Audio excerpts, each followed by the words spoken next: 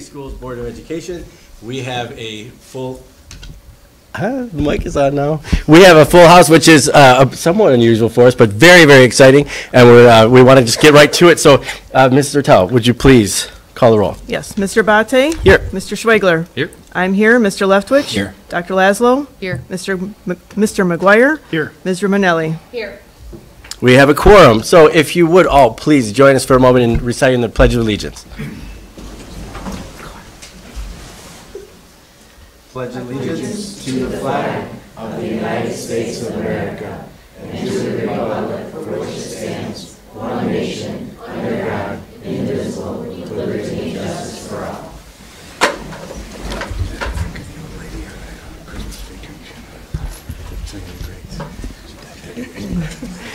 So we have quite a setup here in front of our table, and we're really excited to see what that's all about. We welcome tonight the Millennium Middle School Robo Toasters Blue and Orange, and we'd love to hear all about what you have been up to, and I hear it's quite a bit. So, would you like to add anything, Mr. Todd?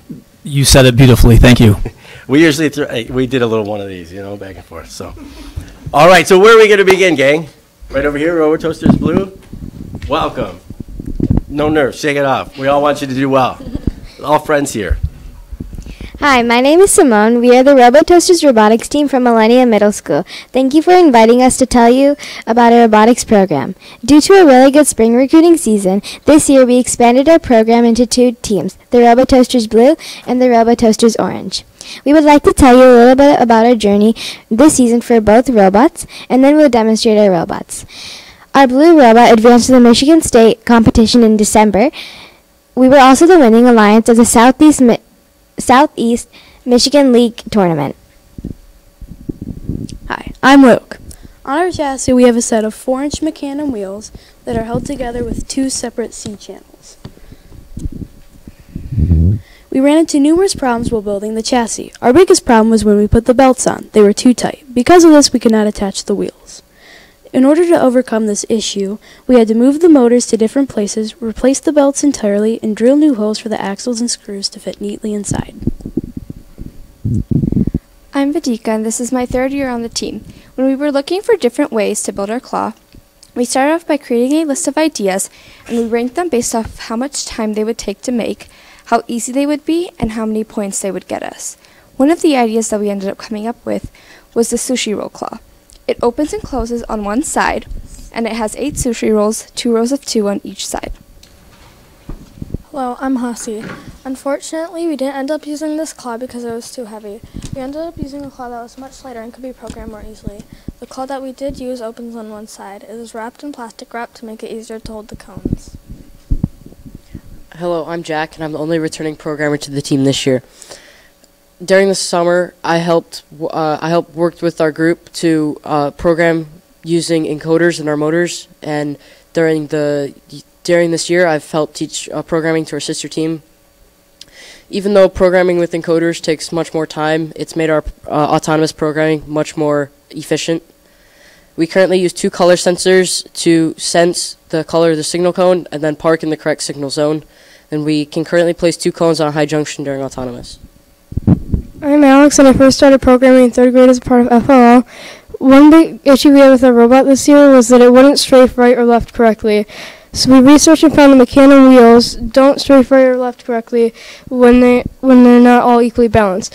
So we put all 4 wheels on scales and found that 3 of the 4 wheels needed added weight. We added these weights here and here. After adding these weights, our autonomous program became much more efficient. One thing I learned this year was that sometimes programming is not all about coding. Sometimes you're going to reset the robot or write a document. Another thing that surprised me was sometimes it takes many lines of code just to do simple movements. Hello, my name is Reva, and I have been participating in robotics at the school for 2 years. My team and I know how important outreach and recruiting are for the future of our team. To start off the 2022-2023 robotics season, we held a recruiting event in which over 63 potential members showed interest in joining robotics, many of whom are here with us today. We are also mentoring the the Hardy Elementary and the Bartlett Elementary School FLL robotics teams. We are also going to be judging at an FLL Expo this Saturday morning. Thank you for listening to the RoboToasters Blue speech, and I will now introduce to you Trey from the RoboToasters Orange.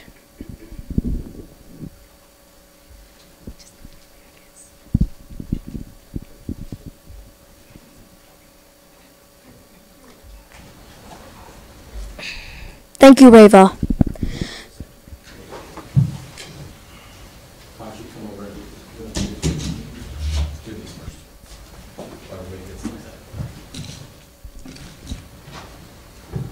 Let's start with the board members.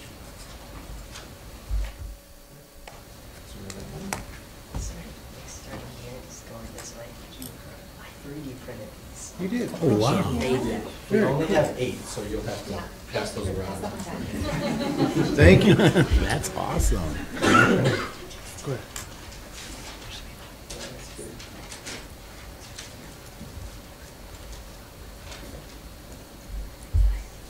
Yeah, go ahead. Can you make golf cups? All right. Blows my mind.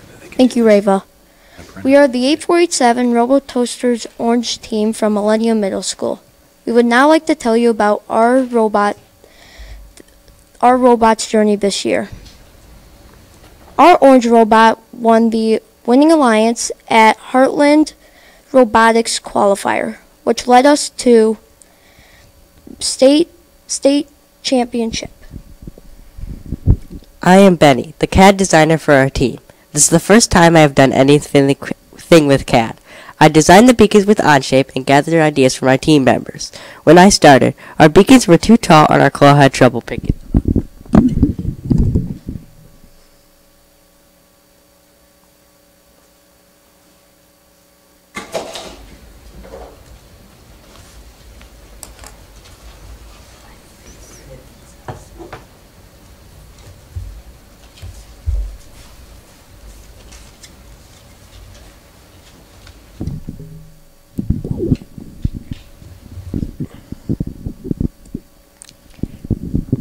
I changed the height many times and gave them rounded corners. I also helped figure out if the robot could fit on the field around the junctions.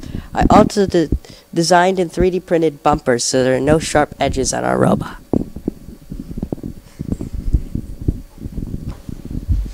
I'm Kellen. We first got the design of a robot during the 2021 to 2022 school year season.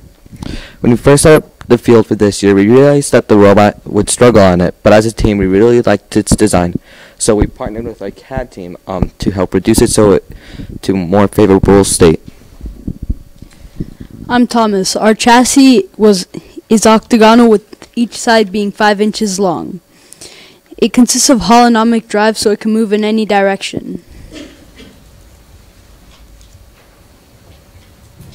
We chose the octagon shape because it was the only way we could use 45-degree angles. We could use 45-degree angles so the holonomic wheels could function properly. I'm Mark. We have 4 motors and 2 wheels connected to each motor. The rollers on our wheels are staggered so we can stray from side to side. We worked with our CAD team to decide the placement of our motors. We did this to leave room for our arm.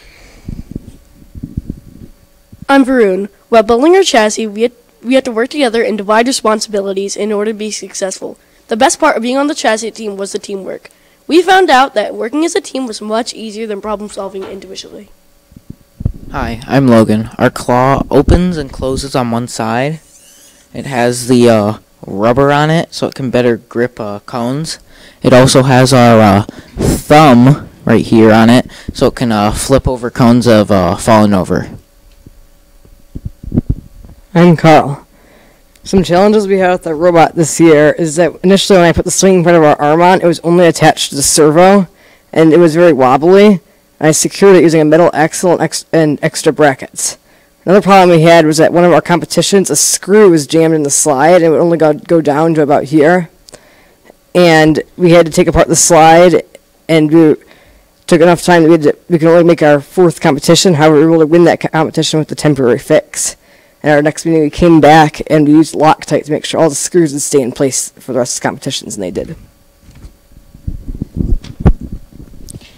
We only had one returning programmer, and that person was on our sister team. Both Ethan and I were new to the team this year. However, we participated in a group with several members of the blue team to learn basic programming concepts in Blockly over the summer. This gave us a great opportunity to learn some fundamental skills before the start of the competition season. Hello, I'm Ethan. For our autonomous program, we use a color sensor to efficiently read the signal cone. We are still working on making our autonomous code more efficient. A big challenge we had this season is that our robot wasn't ready till 1 week before our first competition. Because of this, we have learned that time management is very important. On behalf of our orange and blue robotics teams, we would like to thank SLCS for the sponsorship of our robotics program. Additionally, we would like to thank Miss Gallagher and the facilities team for allowing us to use the team room at Millennium as our location to set up our competition field for the season. Now we will do several demonstrations. First, Jack and Alex will demonstrate the autonomous program for the blue robot. So our matches are divided into 3 different portions. The first portion is autonomous and all pre-programmed instructions. It's 30 seconds of us, we have to put as many cones on junctions as possible. Following that is a 2-minute driver-controlled portion, which so driver controlled, and that's what the orange team will be demonstrating. The last 30 seconds of the driver-controlled portion is called endgame, and that is there's bonus ways to score points in endgame. So we will demonstrate our autonomous, and our robot will first go forward and read our signal cone, and then it will go up and go to that high junction and place the cone on the high junction, come over here to the cone stack, and then go back to the high junction and place it, and it will park in the correct signal zone. So there are 3 colors on our signal cone. They're yellow, blue, and pink. So the yellow is zone 1, which is these 2 zones here. And then the blue is the middle 2, and then the pink is these 2 on the end here. Which color would you guys like to randomize to?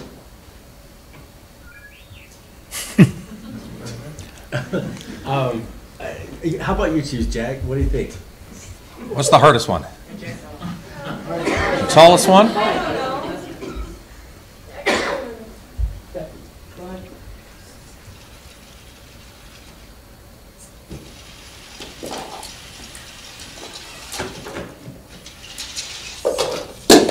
Nice.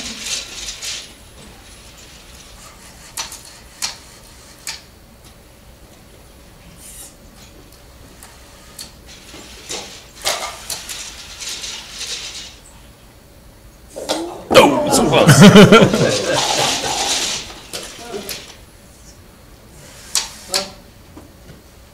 Well, it would have gotten there if we didn't go.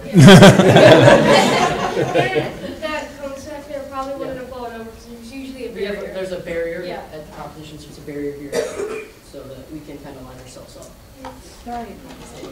Now the orange team will demonstrate the driver controlled portion.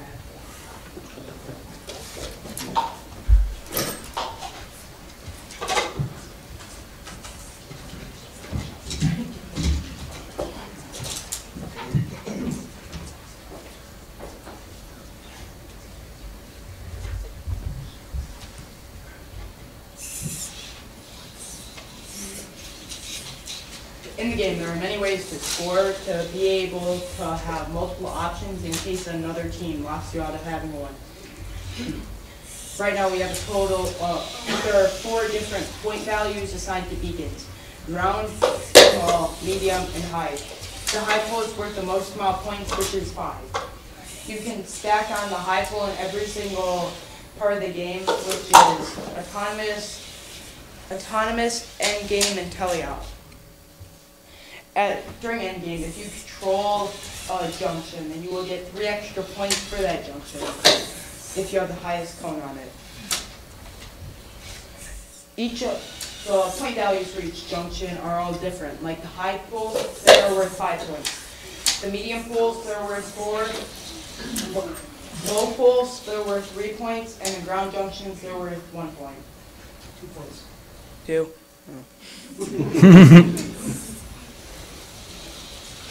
Any questions that you guys have about the game? So, how well do your video game skills translate to this with these remotes? Is this extra reason to practice at night? Sadly, no. You have to have correct depth perception to be able to line up the cones in this game.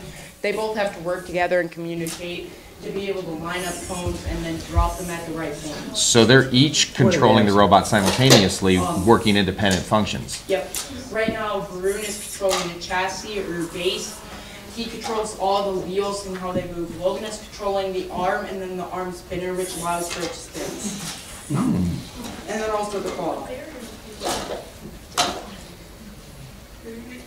Wonderful answer. So, He's on board. so your autonomous typically lands 2 of those cones. I've seen it happen a lot. So tell us a little bit about some of the factors involved there. When you miss by like a fraction of an inch there, what are some reasons why that might be? One thing is that there could be a bad alignment, so we can't make it the perfect alignment every time, so it's not going to be always consistent, but yeah. Yeah, that's one thing. And then another one is there's always, the code is never perfect. And there's always sometimes, like maybe there's more friction on the wheels, or maybe because of the alignment, maybe we clip that ground junction there and it kind of sets us off course. There's many other things to consider.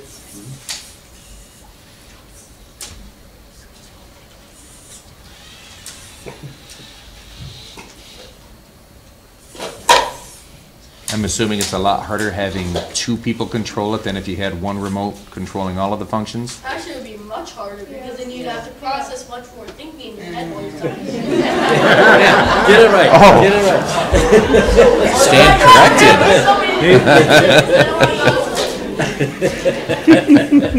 I would say that would be easier. During the game, I'm normally a driver coach, and I tell them where to go during the match. So we have created a grid system to be able to tell where to go in a match and let the chassis driver know where to go. And then the manipulator be able to lift to the right height to be able to actually get onto the pole. And are there penalties as well, or just points? Yeah. Penalties. There are penalties too. Like if you descore a cone off of a ground junction, that's a major penalty, or 30 points. You also can't take the cones and launch them at other people. Can't launch them at other people. This happens? Oh yeah.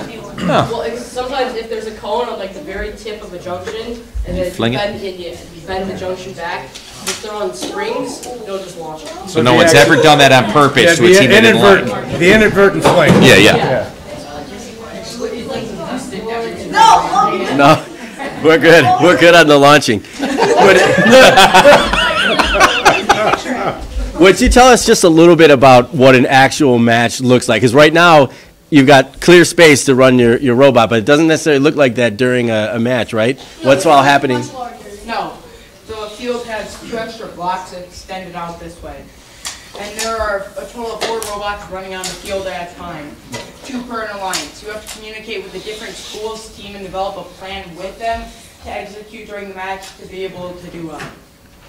And it would be inappropriate to disable their robot accidentally? That would hurt you. It would hurt you. You could flip them. I've seen Robot Wars before. I know what happens. Very good. So they'd like to try one more time with their autonomous program for you guys before we wrap up. Does not have to be the hardest cone this time. Got to go big. Go All big. right. Make it happen, boys. Then it's this pole right here.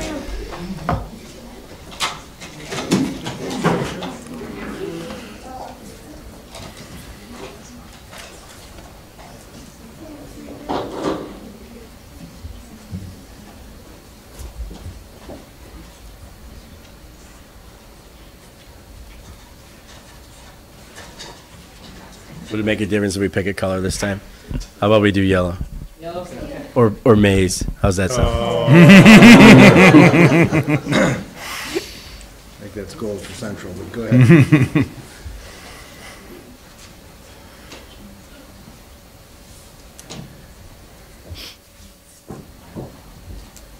purple for TCU, do they? So this part's pretty important then, to kind of line it up exactly where you need it? Oh yeah, because if we're off by maybe just a little bit, if we're a little farther this way or a little farther that way, then it messes up the whole thing. Like if we're too far this way, we'll hit that ground junction and it'll mess up everything else.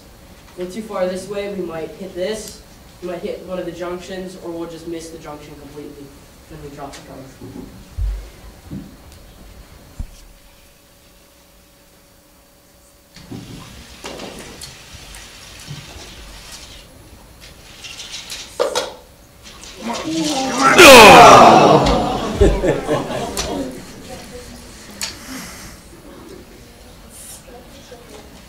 But I got this one.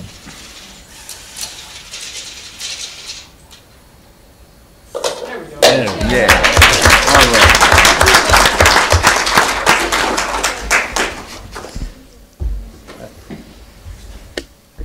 All right. I'm willing to jump in real quick. First of all, absolutely amazing, fantastic. Parents, I see a lot of proud smiles in the audience, and you absolutely should be. I did the math real quick, and most of you should still be in school by the time I retire, so I don't have to worry about job competition there. But I tell you, what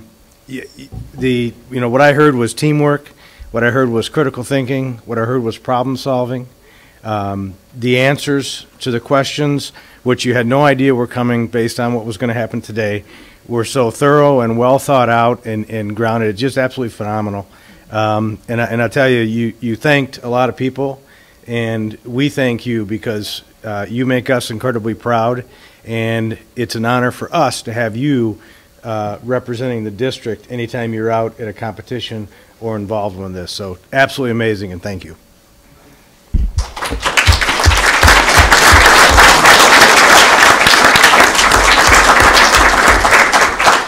Well, I'll just add briefly, you really represented the district exceptionally well at all of the events, and the growth that you showed over the year was amazing, especially those first couple of weeks, and everybody's there just sort of spinning and trying to figure out what's going on, to actually both groups making the state tournament, which was really, really quite impressive. So thank you so much for being here and for demonstrating, and for just being exceptional students and ambassadors for the district.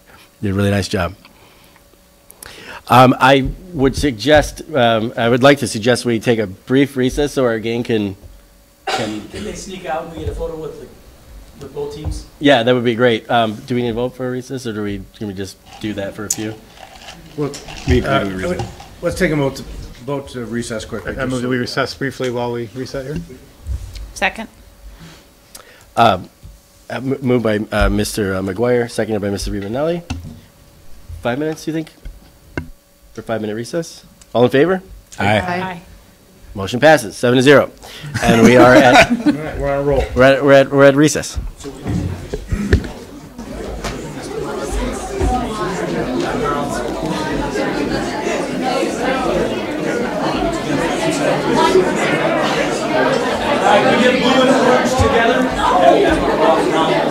Matt, I dropped my paper. Sounds perfect. You don't want us in the background? Okay, come on. Yeah, your mom will take care of it. That's a better background than my face. You're trying to have right here. Orange! Get over here! Line up this side!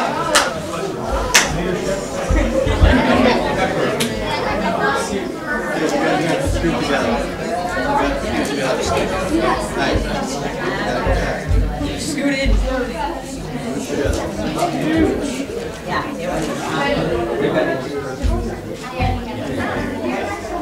Nice to meet you.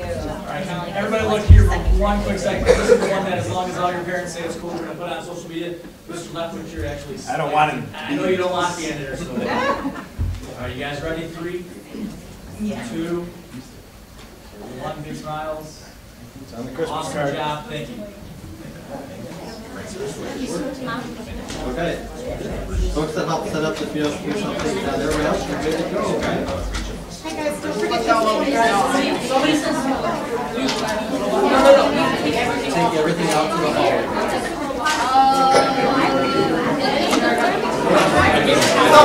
No, you didn't. You guys can go.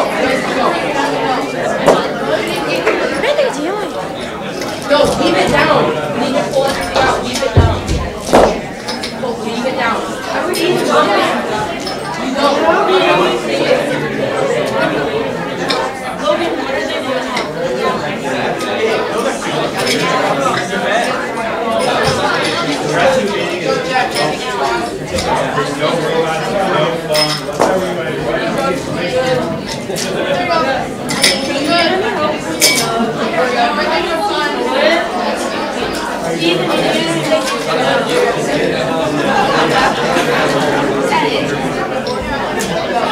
Make sure the field tiles stay together.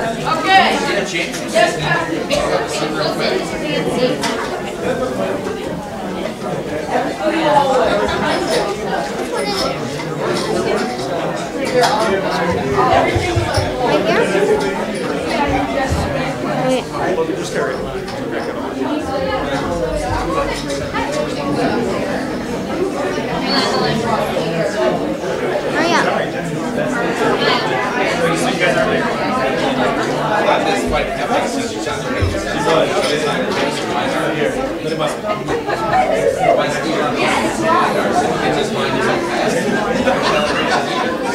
What's this? You're standing here a second ago and more way to see it. And so he's Marty. Bro, nice to meet you. What do you do?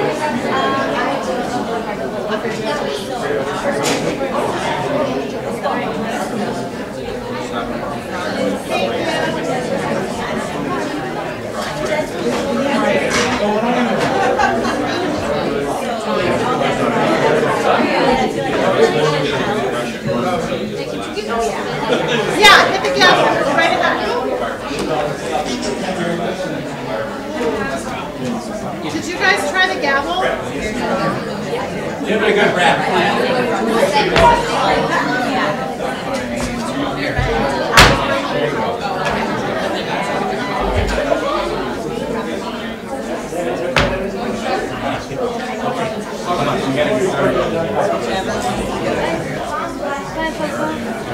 Good job, guys. Good job. Ice cream, remember.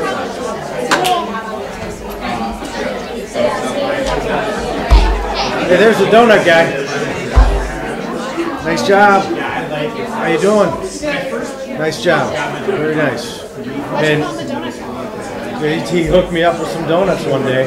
Oh, yeah. Steve came up and worked up you know what? I need to lose weight, but I didn't want to hurt your feelings, so I ate them. Okay. Who do you have this weekend in the game? Who do you have this weekend in the game? Super Bowl. You don't know? All right. Not paying attention. Yeah, he hasn't been paying attention. Yeah. Nice job, man.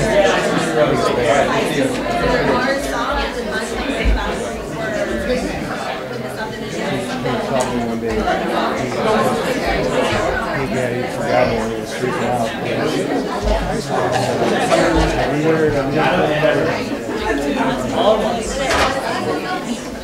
See you, dudes.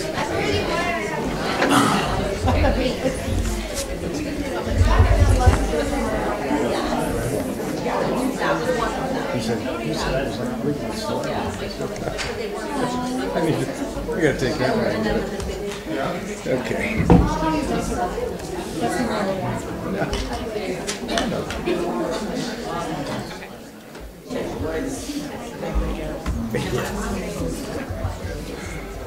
Good stuff.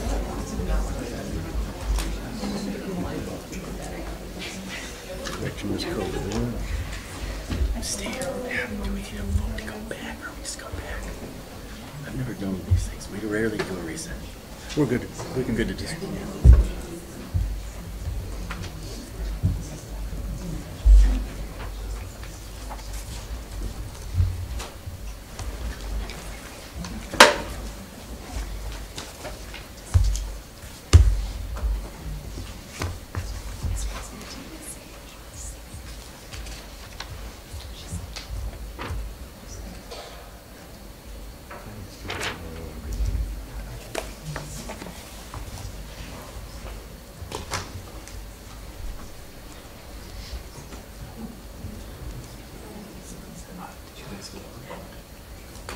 3 here. 3D. Lisa would like that. Here, take. Find your desk. We're good. All right, welcome back, everyone. Thanks to all the folks who have remained with us, both online and here. We're going to get our regular meeting started, and we begin with item 4, which is our first opportunity for public comment. We have yellow cards in the back that can be filled out to speak.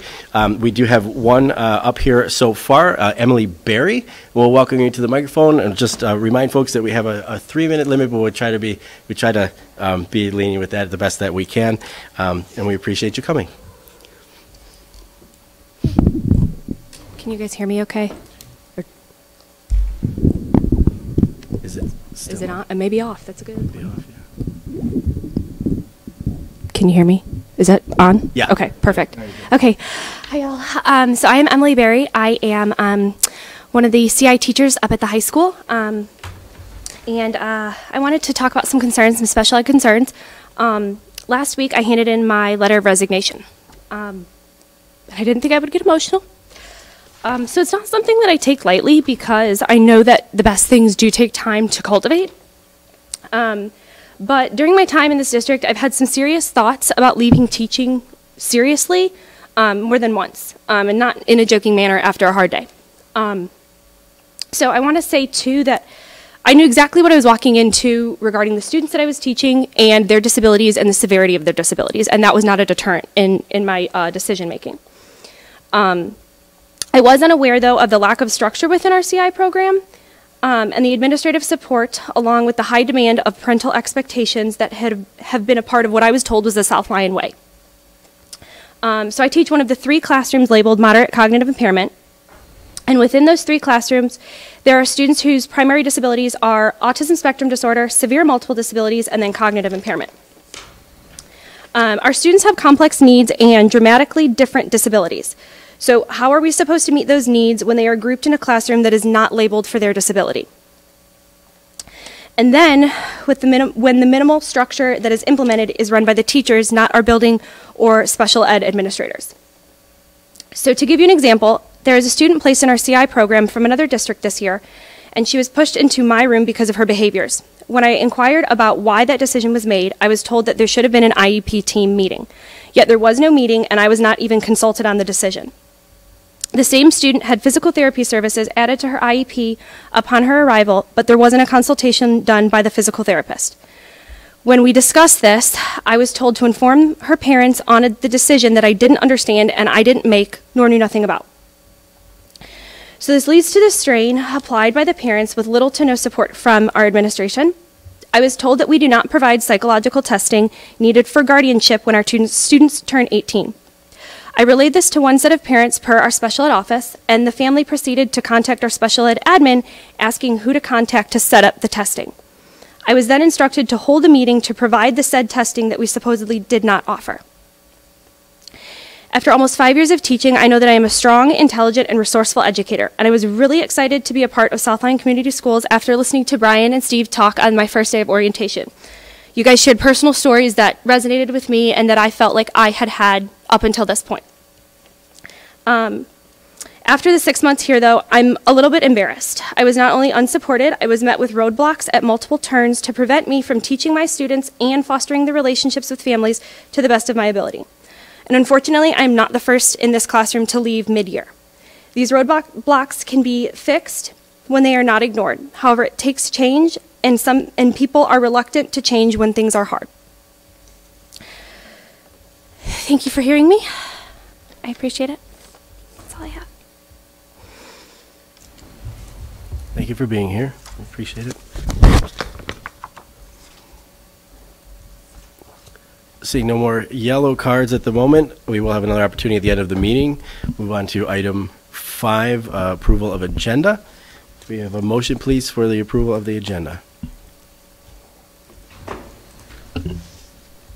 move to approve the agenda. I'll second that. Moved by Mr. Tell, seconded by Mr. Leftwich. All in favor? Aye. Motion passes 7-0. Agenda is approved. Item number 6, approval of minutes from January 17th, 2023, regular meeting. May I have a motion? Motion to approve the minutes from January 17th, 2023. I'll second. Moved by Mrs. Rimanelli, seconded by Mr. McGuire. All in favor? Aye. Motion passes 7-0. Item number 7, approval of bills, the January 2023 prepays, the February 2023 bond run. Do we have a motion, please? I move to approve the bills as presented. Item 7. I'll second. Moved by Mr. Schwegler and seconded by Mr. Leftwich. I believe we need a roll. Yes, Mr. Tao, would you please call the roll? Mr. Leftwich? Yes. Ms. Romanelli? Yes. Mr. Schwegler? Yes. Mr. McGuire? Yes. I vote yes. Dr. Laszlo? Yes. Mr. Bate? Yes. Motion passes 7-0. Item number 8, recommendation for hire. Mr. Tao. Thank you. A resignation received in December created a vacancy for an executive director of business and finance. A committee of district staff interviewed select candidates, and the district administrative team is recommending Christina Gray as the executive director of business and finance. A recommended action is to approve the hiring of Christina Gray as the executive director of business and finance as presented. Mrs. Gray is here this evening. Thank you for being here, and she's eagerly waiting. But item number 17, the budget amendment. Thank you very much, Mr. Todd.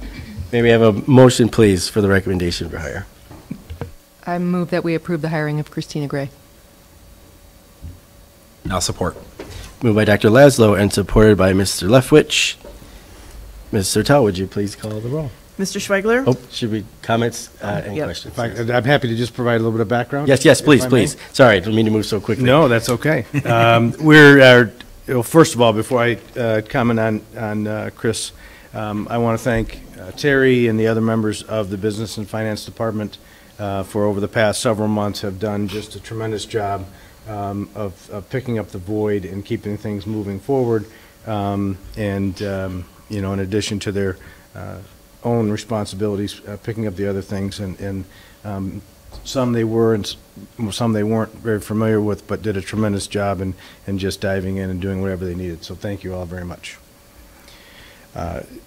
With respect to Chris, we are beyond excited to have Chris joining our team and leading the business and finance department. She holds a bachelor's degree in accounting from MSU. We made Mr. Toth go through the interview process anyway, even though she is a Spartan.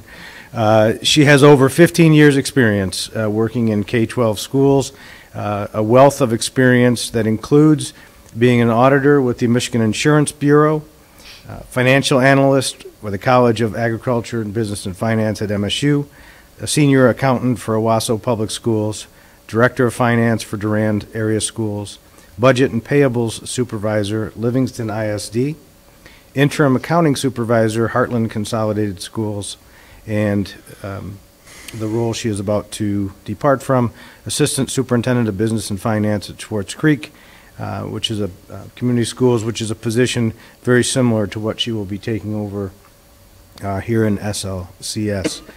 Chris possesses vast knowledge and experience, as I just highlighted. She comes highly recommended, not only from the formal references that were listed with the materials, but it's hard in the education circle not to be known and have a reputation. And so I short of stalking, I do call around and check with some folks that I know. And I heard things like solid. If so-and-so is recommending her, hire her without question. She'll be a tremendous asset to your district. I can tell by the tone of the superintendent's voice when Brian and I called to let him know that we were going to be extending an offer to Chris, that it was a tremendous loss for that district, which translates to a tremendous gain for us. So we are very excited to hear her first presentation in just a little bit. I'm just kidding. But again, we are delighted and fortunate to have Chris joining our team, pending the upcoming vote here. So, thank you very much, Mr. Archibald. A very, very impressive resume. So we're all I believe very excited to vote and momentarily. So if there are no more comments or questions, Ms. Ochoa, would you please call the roll? Mr. Schweigler? Yes. Mr. Abate? Yes. Dr. Laszlo? Yes. I vote yes. Mr. Leftwich? Yes. Ms. Romanelli? Yes. Mr. McGuire? Yes. Motion passes. Congratulations and welcome.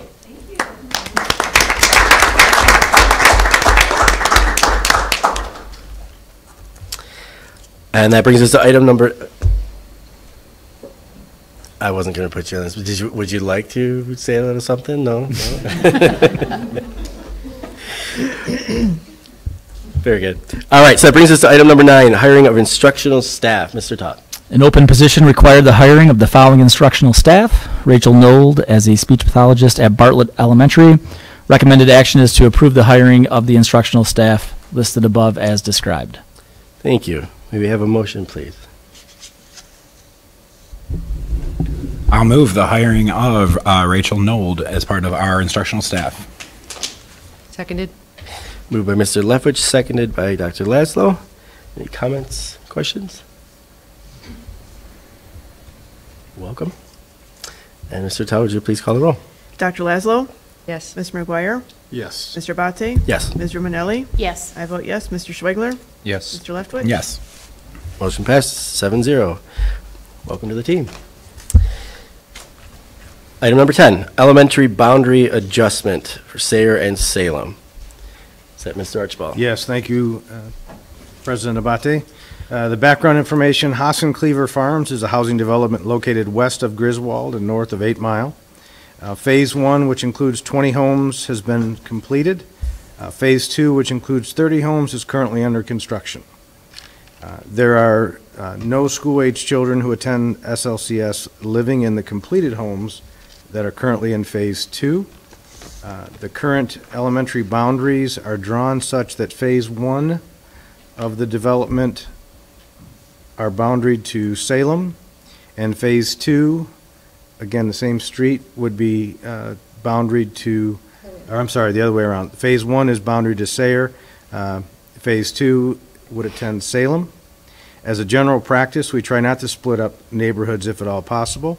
So the administration, having reviewed factors including school capacity and transportation, is recommending to adjust the Sayre and Salem elementary boundary lines so that all of the Hassan Cleaver Farms is within the Sayre elementary school boundary.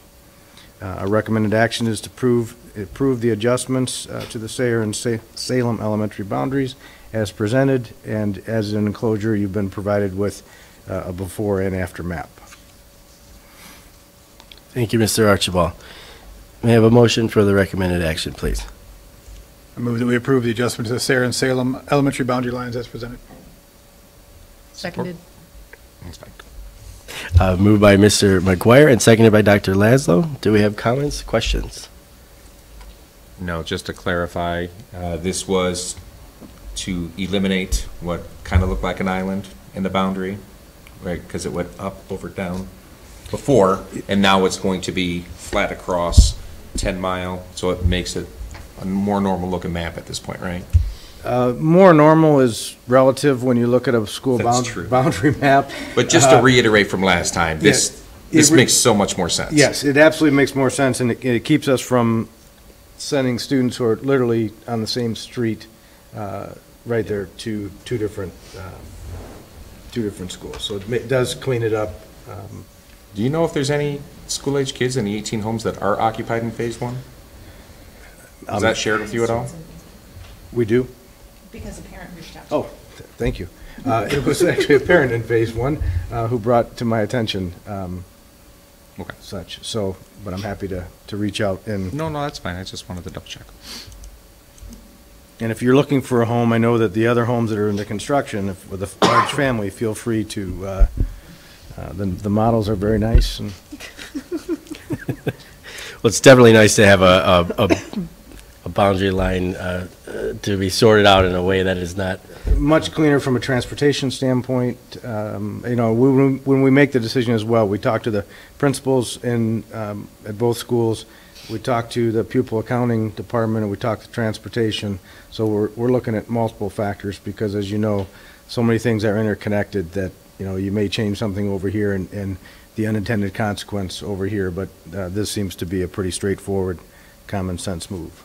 And there was no issues with the middle school or the high school? It didn't split? Didn't impact those Okay. boundaries at all. Good question, thank you.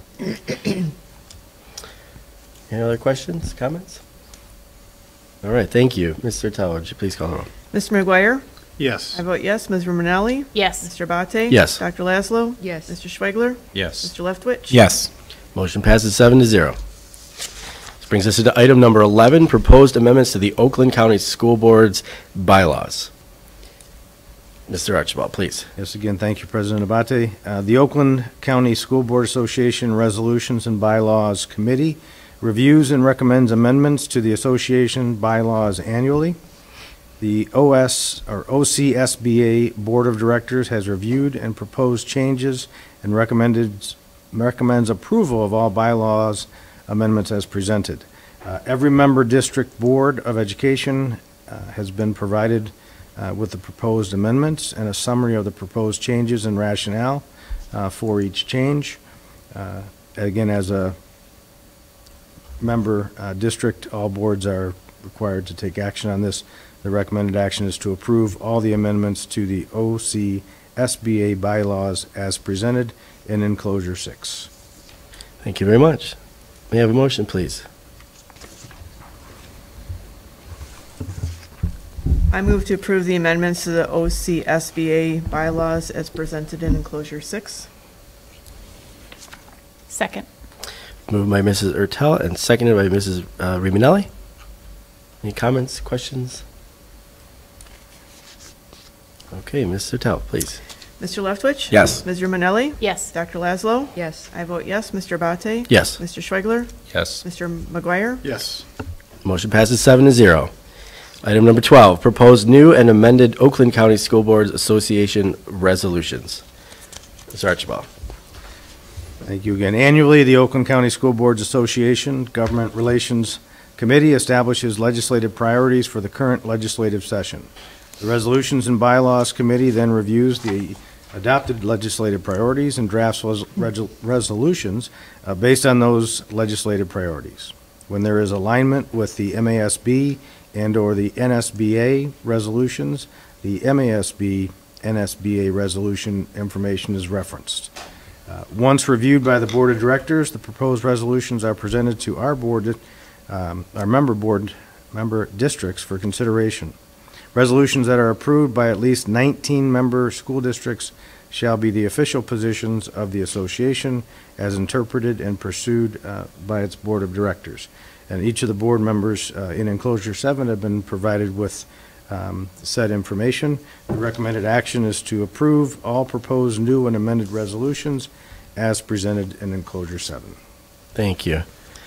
May I have a motion, please, for the recommended action? I motion to approve all proposed new and amended resolutions as presented in enclosure 7. I'll support. Moved by Mrs. Riminelli and supported by Mr. Leftwich. Any comments, questions? Okay, hearing none. Mr. Tell, please. Ms. Romanelli? Yes. Mr. McGuire? Yes. Dr. Laszlo? Yes. Mr. Leftwich? Yes. I vote yes. Mr. Schweigler? Yes. Mr. Abate? Yes. Motion passes 7-0. Item 13, bond authorizing resolutions, 2023 School Building and Site Bond Series 2.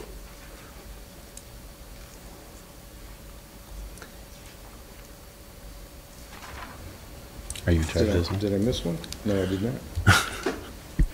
My apologies. Sorry. Okay, thank you. The next step with regard to the voter-approved bond issue of $98,725,000 is to start the process to authorize the sale of the second and final series of bonds in the amount of $47,305,000. The recommended action is to approve the resolution as presented. Thank you very much.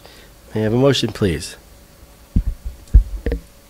I move to approve the resolution as presented.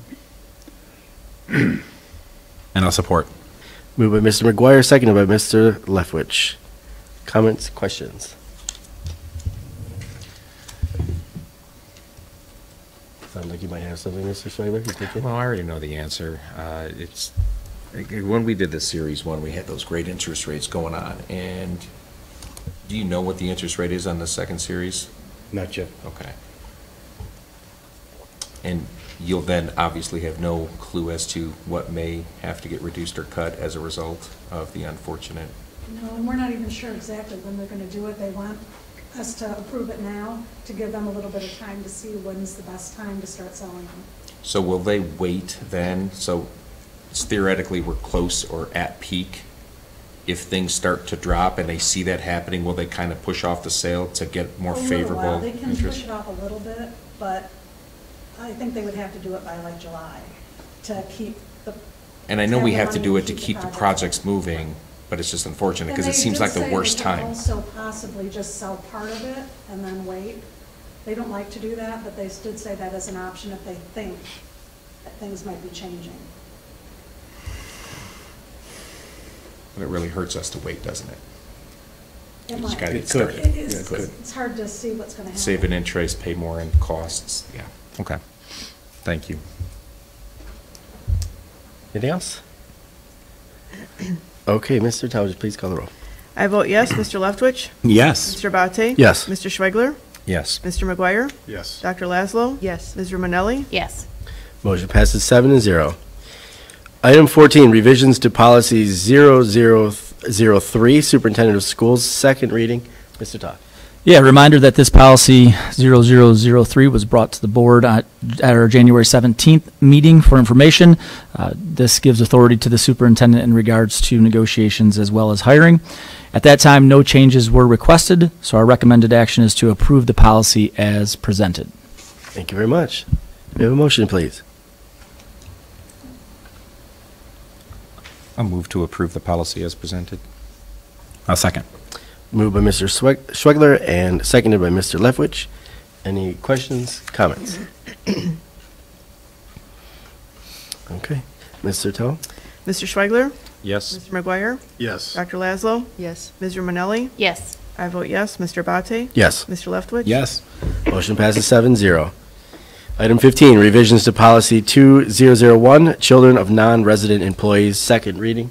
Mr. Todd. This policy also came to the January 17th meeting, and no changes were requested. As a reminder, this policy is in regards to non-resident employees and the ability to have their children attend school. It included some clarifying language if the employee were to sever their employment with the district. Again, no changes were requested, so the recommended action is to approve the policy as presented. Thank you very much. May I have a motion, please? A motion to approve the policy as presented? Second. Moved by Mrs. Riminelli and seconded by Mr. McGuire. Any comments, questions? I have a question. Is this the policy that had the chain, or that we talked about with the employees who would leave? I thought we were going to make a change with that one. Yeah, so the changes were included, so we did make a change, basically that the child could finish the year. Right. If that was the change. Okay, Yep. got it. Yep. Thank you. Okay. All right, Mr. Todd, would you please call the roll? Dr. Laszlo? Yes. Ms. Romanelli? Yes. Mr. Leftwich? Yes. Mr. Schwegler? Yes. Mr. Abate? Yes. Mr. McGuire? Yes. I vote yes. Motion passes 7-0. Item 16, acceptance of gifts. Yes, hopefully all of these generous donors watched the presentation this evening and continue to donate to our robotics program. So quite a few here, so bear with us. The following gifts were received.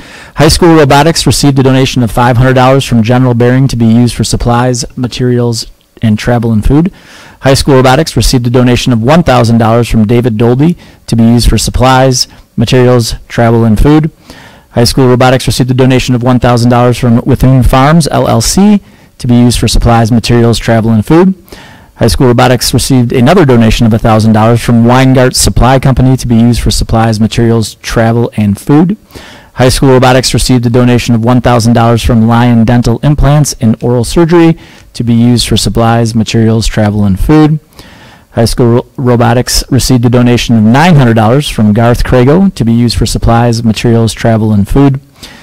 High school robotics received a donation of $900 from Kara Daniel to be used for supplies, materials, and travel and food. High school robotics received a donation of $1,000 from David Howard to be used for supplies, materials, travel, and food. Recommended action is to accept the gifts in accordance with policy 7003. Thank you very much. Do we have a motion? I move that we accept the gifts in accordance with policy 7003. Second. Moved by Dr. Laszlo and seconded by Ms. Rivinelli. Comments, questions? Amazing generosity. Yeah, fantastic. To everybody. The generosity of the community is just is amazing from all angles, but the robotics folks just, I mean, well, when we see it, right, and the program is growing, it's a great thing. So we appreciate everybody's support very much. This is a very, very generous list of donations. Okay, Mr. Tell, please. Mr. Leftwich? Yes. Mr. Abate? Yes. Mr. McGuire? Yes. Mr. Schwegler? Yes. Dr. Laszlo? Yes. I vote yes. Ms. Romanelli? Yes. Motion passes 7-0. This brings us to Section B of our agenda, Information and Inquiry. Item 17 is for administration. Yes, non-resident schools of choice resolution for the 23-24 school year. So enclosed in your packet is the non-resident schools of choice resolution for the 23-24 school year. This resolution would keep open schools of choice at certain locations in the district for non-resident students in grades JK through 8 and 9th grade at East. In addition to the resolution, you have the non-resident schools of choice guidelines and application, and this item will be brought back to the March 7th meeting for approval. Thank you. Any comments, questions? Okay, carry on, Ms. Goodwin. Item B, progress report on educational goals and benchmark assessments.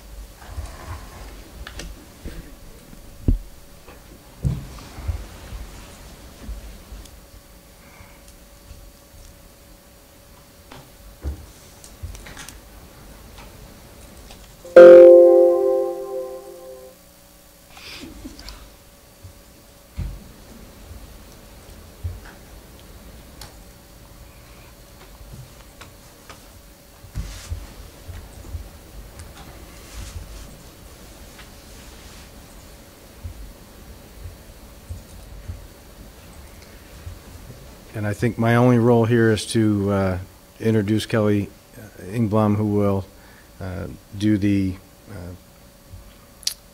annual report on the 98B benchmark assessment results, which we're required to do in February, and then again prior to the end of the school year. So I want to thank Kelly, Kristen, and Lisa for their time and energy in putting the presentation together.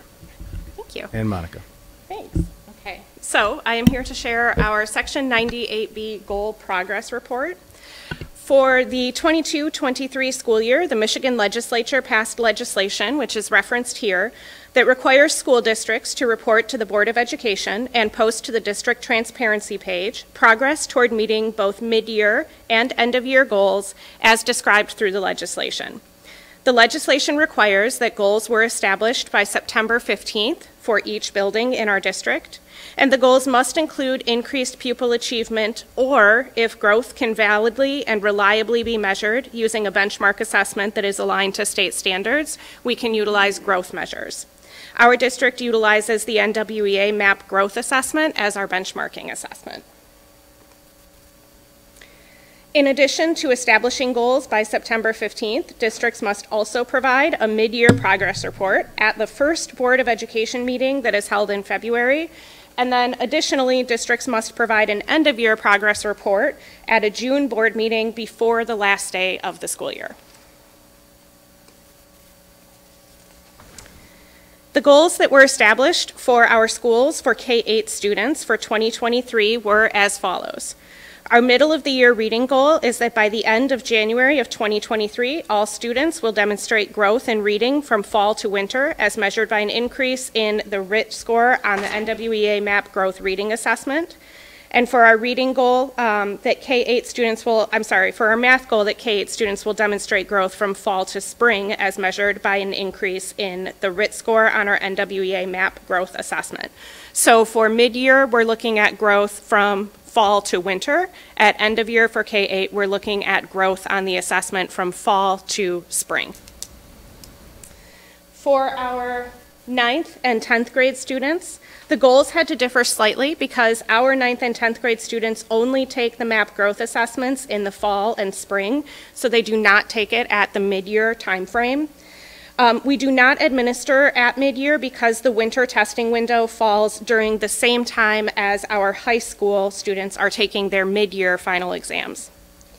So our mid-year academic goals for this age group include a percentage of students scoring at or above the national mean RIT score on the NWEA MAP growth assessments, and we are able to look at growth from fall to spring for our end-of-year goals for these students since they take the assessment again in the spring.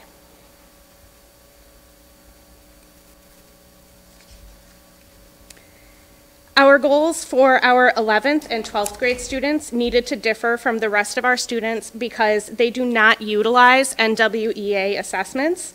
Instead, these goals focus on achievement. Our goals include a percentage of students who acquire credit for their ELA and math courses for first semester and second semester during the 22-23 school year. These courses are graduation requirements and will give us an indication of what support we may need to provide to students so that we can make sure they stay on track for graduation from our schools.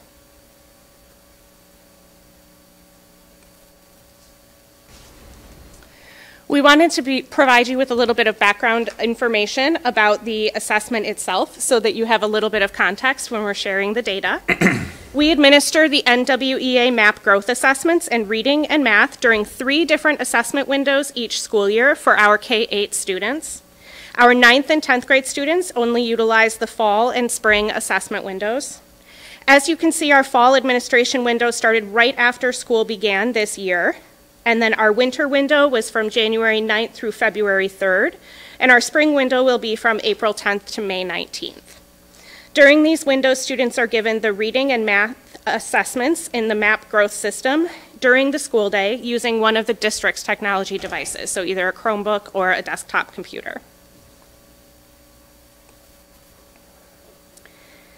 When students take the NWEA MAP growth assessment, they each get a unique test with varying numbers of questions in each subject area. This test is computer adaptive and will adjust to the student's instructional level as the test progresses. It is designed to identify students' current instructional levels and help teachers identify where students are in their development of skills. As students take this assessment, they can expect to get approximately 50% of the questions incorrect. This is how the student's instructional level is determined over the course of the assessment. At the K-1 level, this assessment is read to students and it is constructed in a way that is more age appropriate. Once students are finished with the assessment, classroom teachers are able to retrieve classroom level data for planning and instructional purposes within 24 hours of completing the assessment.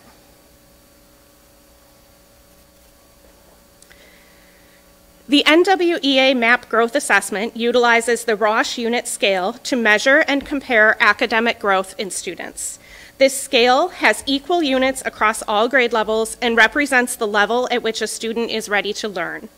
This level is often referred to as the zone of proximal development. Students get overall scores in both reading and math, as well as scores in sub-goal areas in each subject. We utilize NWEA MAP growth as one of our data pieces that helps us predict the success of our students on assessments like the MSTEP, the PSAT, and the SAT. This data also allows us to put together a more accurate, comprehensive picture of the performance of each of our students, since this data is nationally normed. This data is also utilized to help us inform IEPs, student support plans, and classroom instructional decisions for students.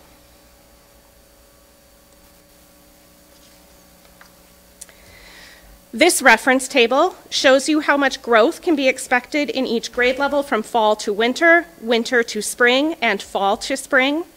As you can see, the typical amount of growth that a student makes decreases significantly as the student gets older and progresses through the grades.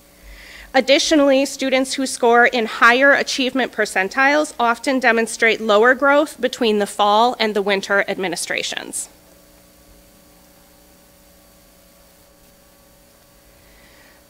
The remainder of the presentation is going to provide the updates on our goal progress. At the mid-year mark, we have administered the NWEA MAP growth assessment 2 times to our students in kindergarten through 8th grade. Our goal for this group of students was that all students would demonstrate growth in their RIT scores from fall to winter in both reading and math. Looking at the district as a whole, 74% of our K-8 students had an increased RIT score from fall to winter in reading, and 79% of our K-8 students had an increased RIT score from fall to winter in mathematics.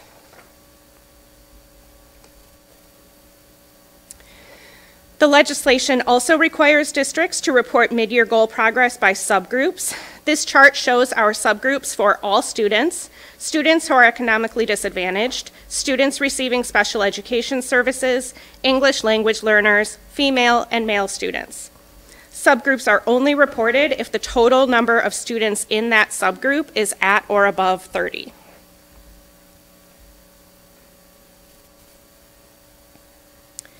The legislation also requires the district to report progress on mid-year goals by grade level.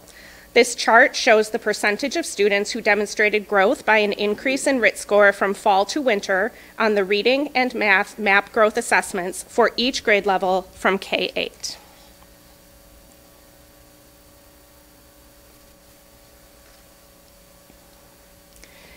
To give some more context around our data, we wanted to share how our district mean RIT scores for both fall and winter compare with the national mean RIT scores for both fall and winter in both reading and mathematics.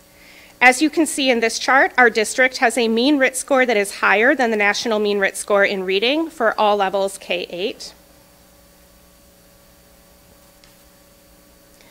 And in this chart, you can see that our district has a mean RIT score that is higher than the national mean RIT score in math for all grade levels K-8.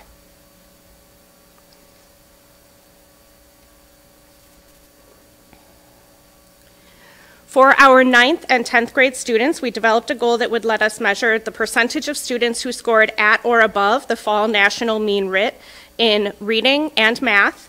This chart shows the percentage of all 9th and 10th grade students who met this goal.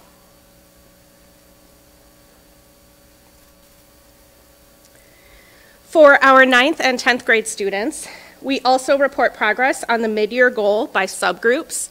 As a reminder, for our 9th and 10th graders, this goal looks at the percentage of 9th and 10th grade students by subgroup who scored at or above the fall national mean RIT score. These subgroups include all students, students who are economically disadvantaged, students who receive special education services, English language learners, female and male students. Again, we only report on a subgroup if the subgroup size is equal to or greater than 30. For these grade levels, we did not have enough students in the English language learner subgroup to be able to report out as a subgroup.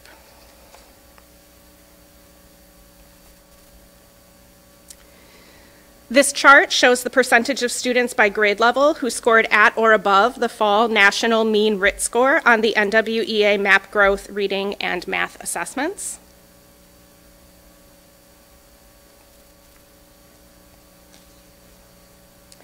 And again, to provide context around the data for our 9th and 10th grade students, we would also like to share how our students compare with the national fall mean RIT for reading. As you can see, both our 9th and 10th graders have a mean RIT that is higher than the national mean RIT score for reading. And additionally, our 9th and 10th graders also have a mean RIT score that is higher than the national mean RIT for math.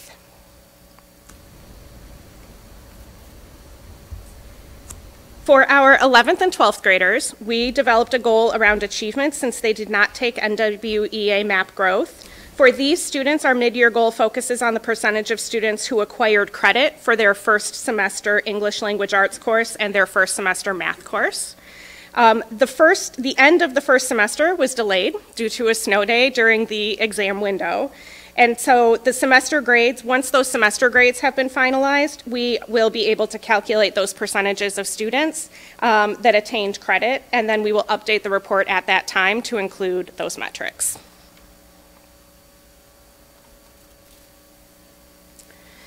The legislation also requires us to report progress on the goals by building. When reviewing building level data, it is important to remember that each of our buildings has unique characteristics and differing student demographics. For example, Hardy, Centennial, and South Lyon High house our district's center-based programming, and Pearson and Millennium are home to our district's Magnet and Plus programming, and then subgroup populations differ at each building as well. This chart shows the overall percentage of students at each elementary school in the district who had an increase in RIT score from fall to winter in reading and math on the NWEA map growth.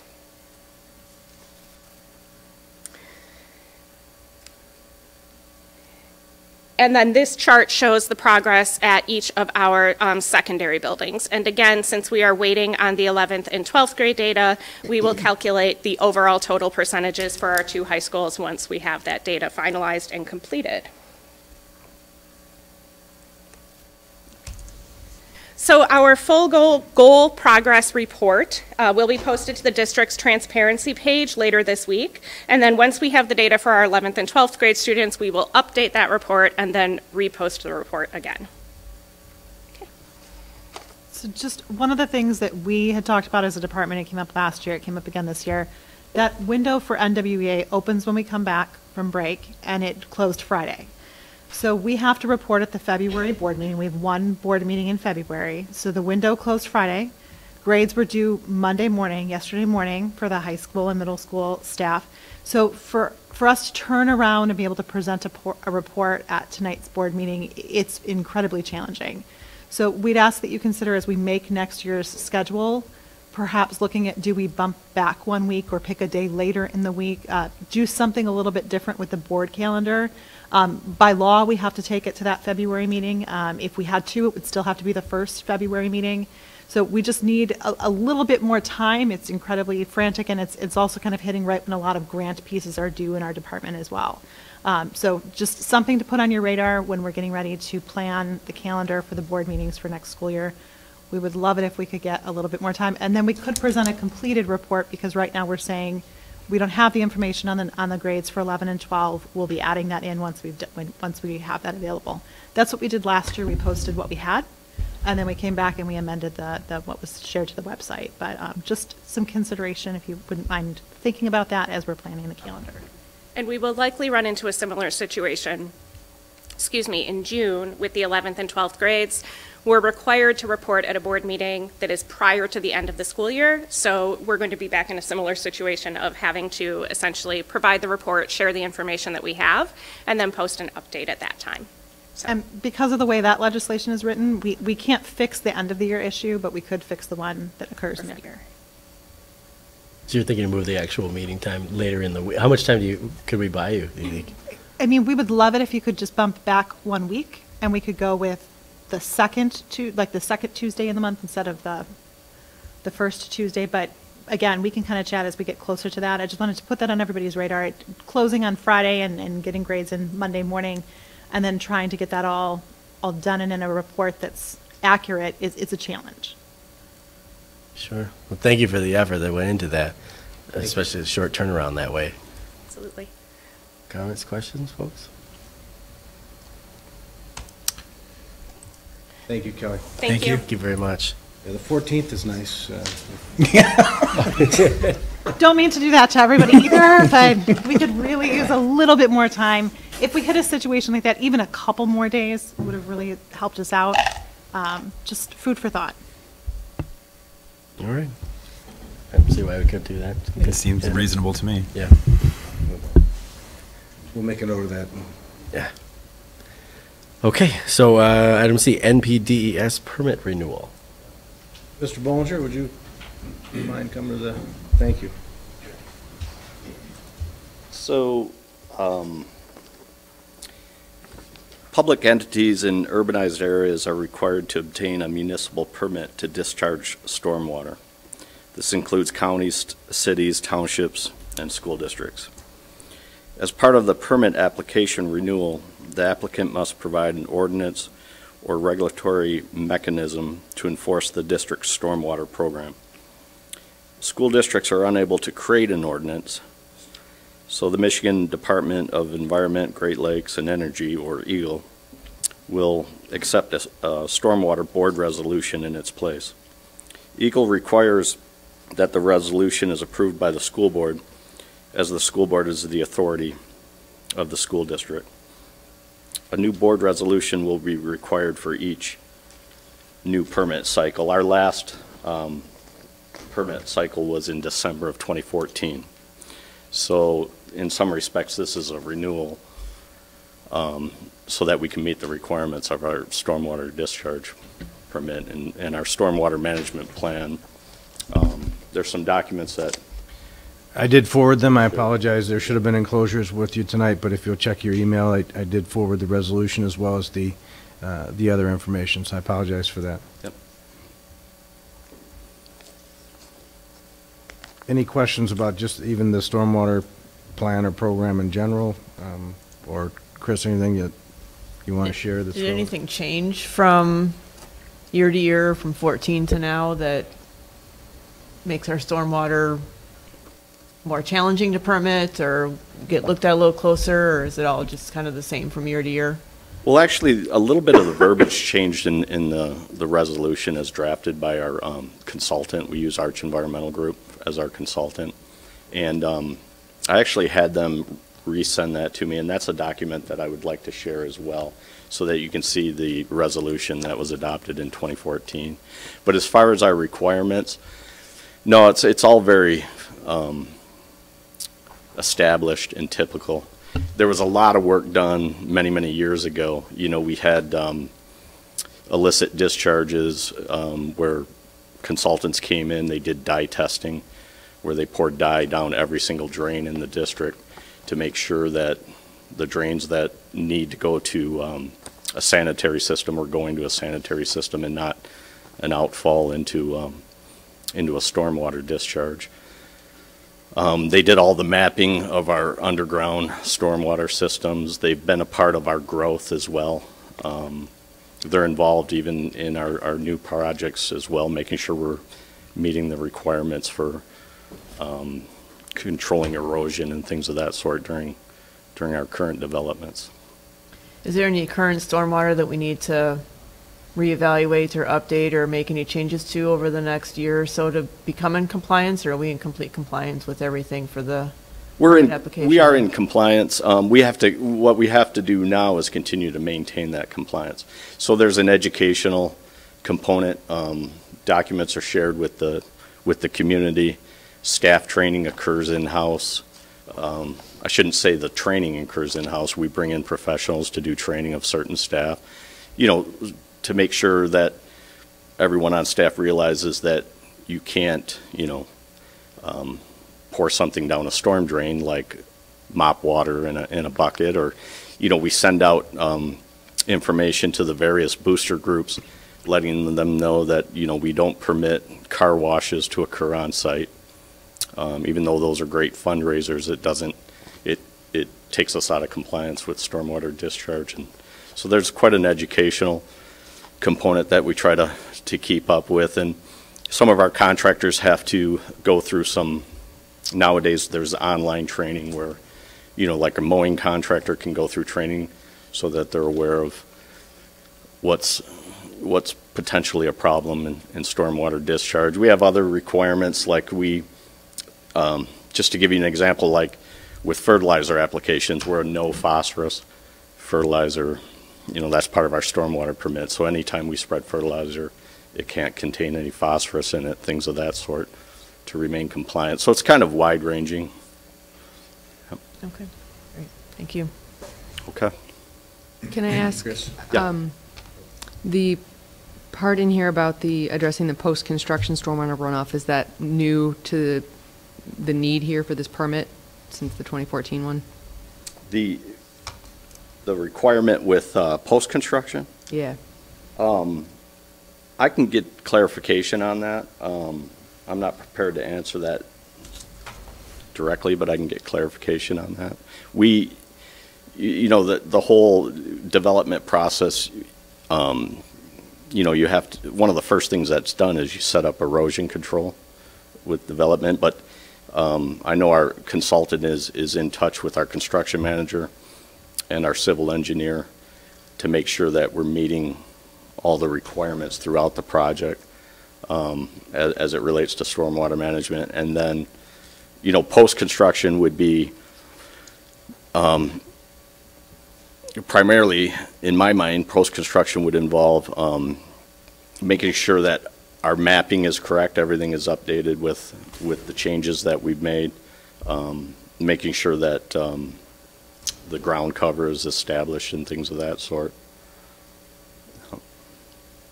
And our consultant is in the district quite a bit. You know, they do dry weather screening to make sure that our stormwater outfalls, you know, they really shouldn't be discharging any water during dry weather. So the consultant comes in and does that screening, and if they identify anything, which we don't, we're in very good shape that way.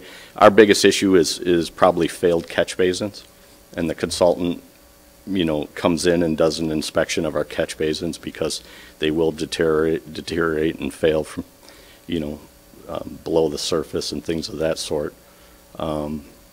But I can get some more information for you regarding that post-construction. Thank you. Thank you very much. Okay. Appreciate it. Thank you, Chris. Appreciate Thank you. Brings us to item D, 2022-23 budget amendment number 1. Hi. So you should have a printout attachment. First column was last year's actuals, and then the proposed budget and budget amendment 1. So for Fund 1, budget amendment 1, shows revenues of $108,631,199, expenditures of $111,066,846, which shows expenditures over revenues of $2,435,647, which gives us an estimated fund balance at the end of the year of $10,831,681, which is about a 9.75 fund balance. A couple of the changes from the proposed, obviously we didn't know student count, funding from the state. We also renegotiated all of our contracts, which increased expenses. Our student enrollment, we budgeted for 1% increase, and we ended up coming out flat.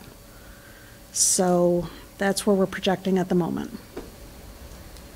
Special revenue funds, which is made up of community education, food service, and student activities, show revenue of $6,749,964, expenditures of $5,387,816, which shows revenues over expenditures of $1,362,148, which gives a fund balance of $5,883,101. And most of that increase this year is there were some big grants for preschool, kids club, and the senior center all got grants this year. And food service, we have an increased fund balance from last year that we need to spend down. The debt funds, we're showing revenues of $20,260,630 projected, expenditures of $19,678,323, which shows revenues over expenditures of $582,307. And basically, this is just the money coming in from taxes and paying down the debt. Capital project funds, which is the spending of the bond and the money coming in. Right now, I didn't project the money that we're going out for because we're not sure if it's going to be in this year or next fiscal year. We would amend it for budget amendment 2 if we decide we're going to end up getting the revenue this year. So what that shows is revenues of $1,206,000 and expenditures of $24,138,514, which is expenditures over revenues $22,350,207, because that's spending down our prior bond. So that gives estimated fund balance of $13,411,775. we could spend down more of that. We're not really sure some of the projects, whether they'll be done by June 30th or how much of it's going to be done by June 30th. We'll have a better sense for budget amendment 2 on what we're going to spend down on this bond. So, any questions? I'm willing to add a couple of comments while folks digest that just a little bit. So, again, with if things go forward and end like they are here, and I thank Terry for the presentation, this year's budget would be about a 2.4% deficit at the close of the year. And some things, and I'll repeat some of what Terry said to provide a little bit of the explanation. One is, I want to point out that we are still, with a fund balance between 9 and 10% within our board policy, which obviously is very important. At the time the budget was adopted, we did not have the final information with respect to the 6 groups of contracts in which we had settled. The 1% projection enrollment, which again, we arrived at that within our finance committee. We're taking a look at that now. At the time, felt that was a relatively conservative number. We had probably increased by 2% in the previous year. We increased well over 1% comparing this fall to last spring, but we go fall to fall for our projection. So again, we came in relatively flat, so we'll take a look at that and try to hone in on our projection models. An interesting piece to that, just to share, which I find to be an anomaly, we lost 50 students between the start of the school year, so they actually started with us, and the count period. That is, very unusual. And if you've been around schools for a while, you may have 100 students on the first day of school and 100 students on the last day of school, and 40% of them are different individuals because there is flux throughout the balance of the year. So I'm going back through and looking at those 50 students and their individual circumstances. I know for a fact, for certain 21 of them or so, or maybe a little bit more, 27, actually moved out of the district. So where I want to focus on is how we can identify students who still reside in our attendance area and aren't choosing our schools and why, and try and reach out to them. That's something that I've done periodically since being here.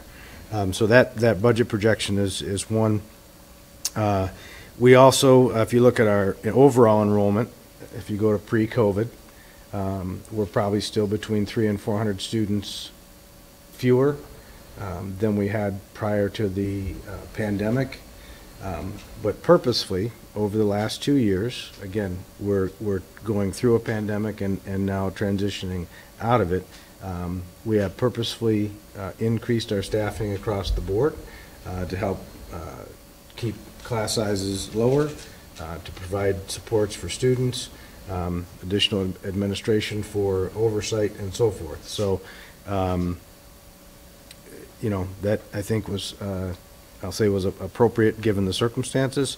But we do know over the course of this year, next year, and the following year, we've got some room to right size, and I think we have plenty of runway in which to do that. But I wanted to share a little bit of the background for you, and again, by no means is the sky falling, but we will look forward to what's coming forward in our second budget amendment, and our goal will be to present a balanced budget come next June. Thank you very much. Thank you. Comments, questions, anyone? No, I'd say the one comment that sticks out to me too, having been on the finance committee for a while, is that pre-COVID, this is basically what our fund balance was. And there was so much extra revenue pumped into the district from the COVID funds, those COVID grants, that we saw our fund balance shoot up very quickly. And so that's also part of the right sizing, is putting that money directly back into the classroom. Some of the grants dry out. And so from that perspective, it really is typical for this district, which runs normally pretty lean in terms of, most of our revenues going directly into HR costs. Thank you, that's a good point. All right, thank you very much, everybody. That brings us to item E, legislation. Mr. Archibald again. All right, if you haven't heard enough from me yet tonight, just a couple quick things. One, there is a bill currently working its way through the State House and the State Senate pertaining to the third grade reading bill. Both pieces of legislation are relatively similar, and the short version of it is they would keep just about all aspects of the current third grade reading bill intact, with the exception of repealing the retention piece of the bill. So again, that's working its way through the House, and certainly it's currently in some committees being discussed, so I'll keep you posted if on where that's going. And then obviously, and kind of picking off of our previous conversation, budget season is about to begin. The executive proposed budget from the governor is usually the first thing to come out, and we're anticipating that to come out at some point next week, and then the House and Senate will provide their versions, and so we'll learn some information in the coming weeks about what may be ahead for next school year. And again, I was asked the other day, when will we start planning budgeting for next year? And I think Chris starts on February 23rd. So maybe that afternoon, perhaps, if we get our boxes loaded and pictures hung. So that's all I have under legislation. Thank you very much for that, Mr. Archibald. Just one educator is editorializing. Getting students to read on grade level is a phenomenal goal and something we always strive for.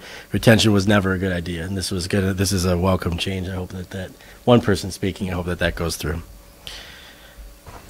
Brings us to item F. Yes. CETA comments, Ms. Kudwa. So just a couple of updates. Dan Winther started this week as our new assessment facilitator. Dan is joining us from Richfield Public School Academy, where he was recently serving as a principal for grades 3 through 5 and their data assessment coordinator for the district. So much smaller, but two very diverse roles. He's excited to join us and just focus on the assessment facilitation piece.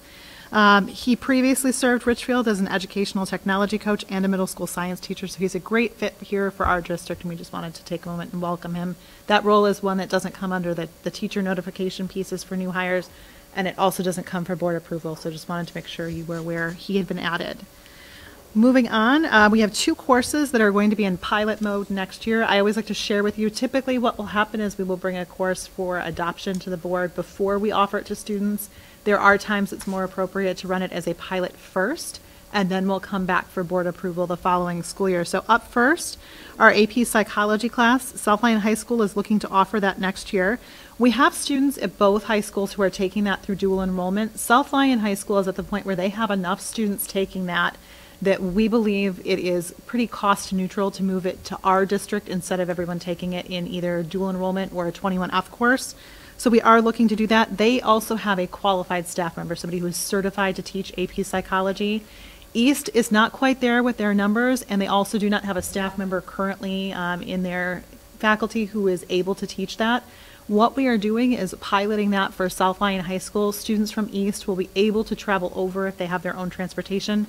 Otherwise, they are still able to take the class. We have students who are dual enrolling now. They could still use 21F to do that.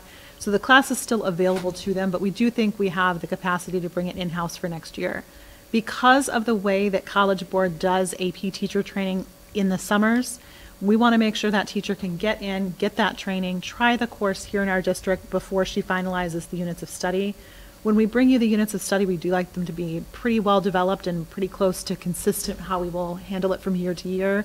So because of the fact that she isn't even able to get that training until the summer, it makes sense to run next school year as that pilot. And all of this, again, is pertaining to enough students selecting it in their course selections for next school year that we have a demand for it. If there's not enough demand, it wouldn't run. Any questions on the AP Psychology piece? So I'm assuming that up at the high school, I think they start their scheduling on Monday, so will there be a presentation or something This to is the one of the students to courses, let so them know for both sure? of the courses we're piloting are included in that. They've been in and they've been presenting to the students at the different grade levels about what their options are for next year. They'll highlight the new offerings that didn't exist when they first did their 4-year course plan as incoming freshmen. Okay. Thank you. Other questions on AP Psychology? So the other class, and we are looking to offer this at both of our high schools, is Capstone English. So a little bit of a departure from a more traditional English class. Students are really looking back at their growth as readers and writers over the course of their schooling experience and reflecting on that, and then kind of goal setting moving forward into their next steps. So Capstone English will be appropriate for all students, but particularly students who are maybe not looking for a 4-year university path. It allows them to do some more analytical reading and writing, some more technical writing. So for students who are looking to do something a little bit different than like a liberal arts degree, this might be a really good fit. So they will actually be picking sort of a capstone project, which is where the course is getting its name from, that they will research and work on over the course of the entire school year, and then present every year at the end of the course. Other skills that they'll be addressing within that are academic and technical writing, media literacy, and a heavy focus on research. Students will also be building a resume, a letter of interest, or writing their personal statement for a college application. We are looking for NCAA accreditation. At this point, we do not have it. We will be seeking that for the course, however. Because it is a departure from our sort of traditional literature-based classes, staff did ask if we would consider a pilot year so they can try some of these sort of out-of-the-box concepts out first to make sure they're comfortable with them before they bring the course for board approval, because if they want to make some larger changes, we would come back for a second approval at that point anyway. So they're hoping to also run it through as a pilot. So 2 pilots, we normally don't have that many, but wanted to make sure you're aware they're both very valid reasons for moving through with that piece. Any questions on Capstone English? That is going to increase the number of students who need to be interviewed for their end of the year mock interviews. So if you know people who are interested in volunteering, we're always looking for, that's an amazing senior event. If you're new to the board, we'll recruit you, don't worry. It's a lot of fun, you'll really enjoy it. But that will increase so that we have 2 courses that are now doing that. So definitely going to have more seniors have that opportunity, which is a great thing, but we'll need some volunteers. Okay. And then if there are no other questions on that, the last thing I have is we previously offered an architecture course. Student demand wasn't there to continue it, so it dropped out of the course catalog over time. We've got kids who are interested in asking for it again. We still have staff who are qualified to teach it. We still have all of our units of study. We are putting it back in the course catalog to offer it at both high schools for next year if there is a demand for it. So students are starting to want some different courses back again, and so architecture sort of went away. We're just relaunching it. Everything exists and is ready to go already. It's just bringing it back as an offering to students now that there is some interest. So we're excited about that, and I know Mr. Attell was particularly excited. Thank you. Thank you. And that brings us to board committee reports, beginning with legislative. I really can't add anything other than what Mr. Archibald was talking about with the 3rd grade retention law. And he's right, all eyes are waiting on the budget right now, excitedly, hopefully. Thank you very much. Yep. Policy, we have not needed a meeting just yet. We have one upcoming, and we'll report out on that once we do. Finance. You heard most of it, and then the only thing that I'm going to add to that is that at our last meeting, periodically review some of the Schedule Cs, which are the basically clubs and other non-traditional teaching activities, coaching, things of that sort. So there are a few groups that had brought to the committee a request for some funding, basically work that they already do, and after, in some cases, years, have asked to get compensated for the great work that they do with these kids. So we did make some adjustments to that schedule to accommodate those requests. Thank you very much. Facilities and grounds. We were supposed to meet today, but that is rescheduled due to some conflicts. So we have not met since our last meeting. All right. And curriculum communications. We meet this coming Thursday. Next week, Thursday. Yeah. We canceled this coming Thursday because we had already moved some of the things that you heard tonight through, and we've got a little bit of a lull. We will need a March meeting, but we do Okay. not have a February meeting this year. All right, so we have not met since our last, so it'll be a little bit. All right, and any others? Just one other, we received just the other day some recognition certificates for the members of the board for School Board Appreciation Month from State Representative Ann Bolin. She represents the 49th District, and I had communicated that she was regretful that her or someone from her office was not able to be here, but I did indicate that I'd be happy to express her gratitude to the board members and provide you with your certificate. So if we pass those down, that's all I have for this evening. Thank you.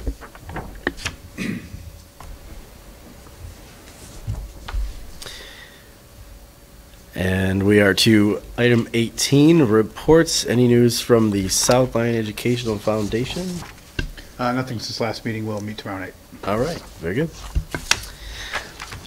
Item 19 is our second opportunity for public comment. I do not have another yellow card. Are there any out there? This is an opportunity to address the board. Okay. Item 20 is correspondence. We don't have action items there. Congrats to teachers who achieved tenure status. Again, thank you to the community for many, many donations given to all sorts of programs across the district. We appreciate that a great deal. Item 21 is our upcoming meeting dates. Next regular meeting being March 7th at 7 p.m. And finally, item 22, board comments. And I believe we started on this end the last time. Why don't we start with Dr. Laszlo this time? All right. I wanted to welcome the new hires to the district and say that I'm glad we were able to keep the new community together with the school boundary. Keep it short tonight. Thank you. Mr. Guire, please. Just welcome to Ms. Gray and Ms. Nold. Welcome to the district, and look forward to seeing your great work. You, Serena. Well, welcome to the district. I'll echo that. And also a congratulations to our high school music solo and ensemble participants. They competed this past weekend at districts. And good luck to our Winter Guard teams who are going to be performing at Novi this weekend, both our middle school and high school. Thank you very much. Mr. Town. Welcome to the new hires. Congratulations to the tenures. It was great to see the middle school robotics team. It was very entertaining and very fun. But boy, did it get quiet when they left. They brought some excitement to the meeting. Friday, we have the crosstown rivalry basketball game between East and South Lyon. That will be at South Lyon. We will also have the unified basketball team, which is our CI kids. We'll play, I believe it's between JV and varsity. Not 100% sure. Also on Friday, the choir is doing their variety show. So we have 34 acts of kids throughout the district. Kids groups singing, dancing, all sorts of lovely things happening. So there's a lot happening up at the high school. So if you want to look for a fun night out, come on up to the high school. We have winter break coming up, so everybody enjoy winter break coming up. And I think that's all I have. Thank you. Thank you. Mr. Schwegler. As always, Mr. Toth, great group that you brought in today. That one deserves credit somewhere else. So, who brought that in? No, you got that on the schedule. We appreciate that. It was a team effort. I love seeing that stuff. It just brings a smile to my face to see how engaged they get into whatever their passion happens to be, So obviously with the donations, that program clearly does some great things. I just love seeing it. And then to the donors, thanks again for all of the generosity they continue to bring into these clubs. Ms. Gray, welcome. I'm sure Terry is super, super excited to have you on board, and I can't wait to see you in some of these committees. Emily, I know sometimes it can be hard, especially for those who have worked at a district, to share their thoughts, especially when it's not easy to share their thoughts. So I just wanted to thank you for sharing your concerns with us tonight. Congrats to those who received tenure, and that's all I have today. Thank you very much. And Mr. Lepwich. Okay, thank you. A few things. I wanted to address Emily, Miss Berry here, and I'd like to just say I'm sorry for your experience, for how things ended up. Teaching CI students, cognitively impaired students, is I think probably the hardest job in teaching. It can be dangerous at times, it can be emotional at times, and it's just downright challenging at every level and every turn. And there are a lot of difficulties and a lot of challenges and a lot of barriers. I'm sorry it didn't work out with us here in South Lyon. I hope you don't leave the profession. I hope you find a place because your qualifications are just so needed and valued in the world of education. So good luck to you moving forward. I guess I also wanted to shout out to all South Lyon teachers. Ms. Engblom reported that we are higher than national average on every metric of NWEA that was presented to us. I think that should be celebrated, applauded. It's a fantastic thing to hear. It's a team effort. It's outstanding professionals, and it should be a celebration. And lastly, I'll mention the robotics team too. Not lastly, so I have two more things.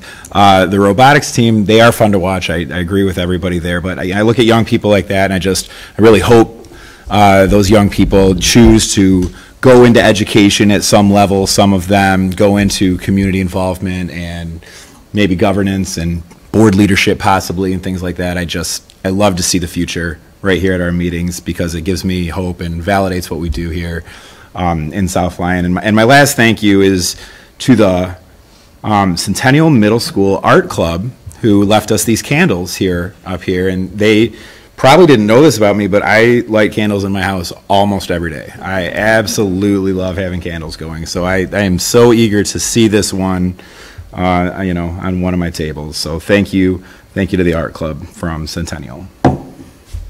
Thank you, Mr. Leffers. Thank you, everybody.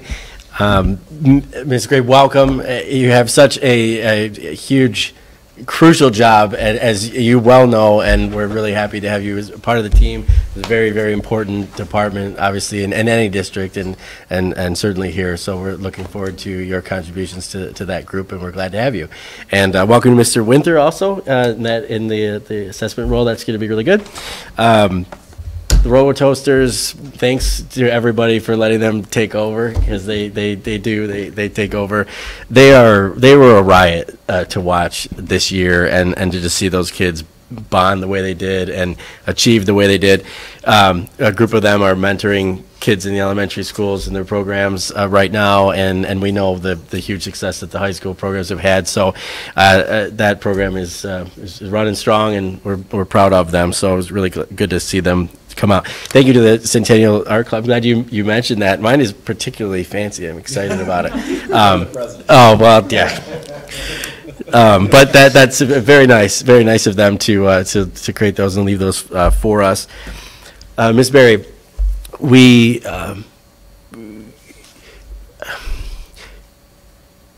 we're certainly sorry that your experience was not what you had hoped for with us, and from an HR perspective, those sentiments are never what we want to hear. From a staff member, from a former staff member. So we wish that things had gone better. We know that, and we have a lot of confidence in our team here to provide high quality programs for kids. So your comments have not gone unheard, and to the degree that we're able to make improvements in our district, we're always looking to do that. So I'm sure that our teams responsible for those roles and those programs will continue to keep an eye on. Enhancing those in the way that they need to. And we certainly wish you the best of luck going forward in your future endeavors. Thank you to our central office staff for all the time and effort that went into the reporting that you brought out to us tonight. I know, especially with that short turnaround in curriculum, we will get you some relief on the next one. That shouldn't be a problem. And I'm really happy to hear about the new course offerings. Anytime we can expand opportunities for kids, that's great news all the way around. So that's all I have for the evening, and with that, if we could please have a motion to adjourn. I move to adjourn. Support. Moved by Mr. Lefwich, supported by Mr. Tell. All in favor? Aye. Aye. Motion passes 7-0. We are adjourned.